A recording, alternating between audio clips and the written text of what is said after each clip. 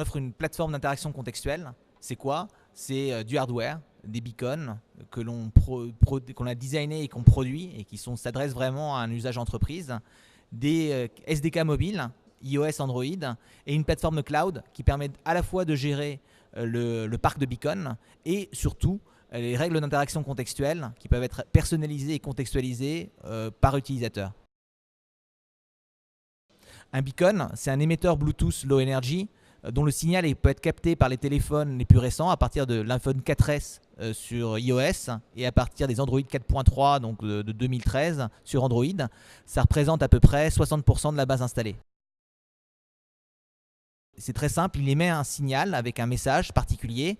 Si l'utilisateur a téléchargé une application, il va, quand il voit ce message, il découvre ce beacon, même si l'application n'est pas lancée, il va réveiller et effectuer des actions qui sont les règles contextuelles qu'on a définies. Ces règles contextuelles, ça peut être un message notification, ça peut être la priorisation d'une liste dans une liste de courses, ça peut être, on va dire, la géolocalisation indoor, ça peut être plein de choses qui exploitent en fait l'information qu'on sait qu'on est à proximité de cet émetteur. Les beacons, c'est des émetteurs uniquement. Maintenant, nous, quand on travaille en indoor, on est confronté souvent sur des scénarios avec nos clients qui sont des grands comptes, dans des situations dans lesquelles en fait, la connexion Internet n'est pas fiable. En gros, pas de couverture 3G, 4G, ou bien l'accès Wi-Fi aléatoire ou pas d'accès Wi-Fi. Et on a besoin de savoir, par exemple, pour accueillir un client d'un salon particulier ou pour du click and collect, on a besoin de savoir que tel client vient d'entrer dans le magasin.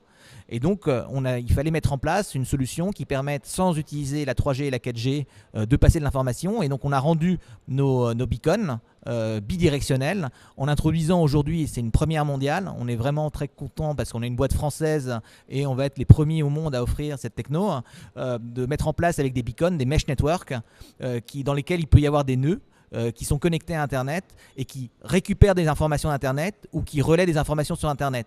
Donc on change complètement de paradigme, on arrive dans un paradigme d'objets connectés de proximité et dans lesquels en fait, qui peuvent être connectés ou pas à Internet et qui peuvent interagir avec d'autres objets connectés. Et donc quelque part, le spectre des utilisations aussi s'accroît fortement.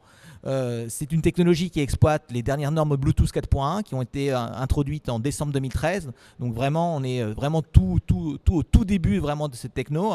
Et nous, en fait, on a eu la chance de se focaliser là-dessus suffisamment tôt pour fournir quelque chose, une solution qui est la 5e génération de nos beacons, qui soit vraiment une innovation mondiale. Donc aujourd'hui, effectivement, on fait pas mal de tests avec des enseignes assez majeures. Il faut voir qu'aujourd'hui, au niveau des déploiements en France, on est quand même assez loin des États-Unis, dans lequel des enseignes comme Macy's ont déployé sur l'ensemble, sont en train de déployer dans l'ensemble de leurs points de vente. Par contre, on pense qu'en 2015, on va avoir en fait de plus en plus de déploiements. Là, par exemple, je voyais que Vente Privée a annoncé le déploiement dans 400 magasins partenaires de leur beacon. On va voir Darty, ils ont fait quelque chose. Nous, on travaille avec Decathlon actuellement pour voir comment on travaille avec d'autres marques importantes. L'objectif en fait de ces beacons, c'est de fournir plus de services aux utilisateurs. Et les utilisateurs sont en demande de plus de services. Aujourd'hui, les apps, souvent, malheureusement, des apps en particulier des retailers, elles se contentent d'être des catalogues plus ou moins bien organisés dans lesquels on accède à de l'information qu'on trouve aussi sur Internet. Donc l'idée, c'est d'aller plus loin en fait dans ces apps et qu'elles deviennent en fait des hubs de services pour les utilisateurs. C'est ça l'objectif. Alors un exemple, c'est par exemple des services personnalisés pour certains segments de clientèle. Sur lesquels en fait des enseignes voulaient proposer depuis plusieurs années, mais ils se heurtaient au problème d'identifier les clients quand les clients arrivaient. Et donc là, en fait, de façon totalement volontaire, c'est-à-dire il faudra un opt-in des utilisateurs, certaines marques pourront proposer en fait des services personnalisés en magasin à leurs meilleurs clients, voilà, ou à des clients qui veulent choyer particulièrement. L'autre exemple sur lequel on voit déjà des exemples aux États-Unis et qui va se diffuser en France, c'est l'amélioration du click and collect qui est en plein boom et pour lequel en fait un des éléments critiques, c'est le temps d'attente quand on vient collecter en fait son bien. Donc l'idée, ce serait d'alerter en fait sur le temps d'attente, de simplifier la démarche pour récupérer son achat et entre-temps peut-être de faire du shopping en attendant de le récupérer.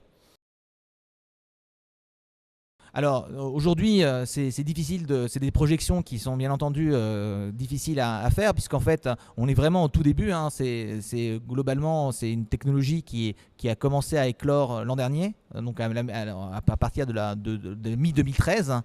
Donc aujourd'hui, en 2014, on est vraiment sur des stades de prototype, mais on va dire que beaucoup d'acteurs sont positionnés. Il y a, par exemple, on sait que la moitié des retailers américains aujourd'hui sont en train de faire des pilotes ou sont en train de faire des déploiements sur iBeacon.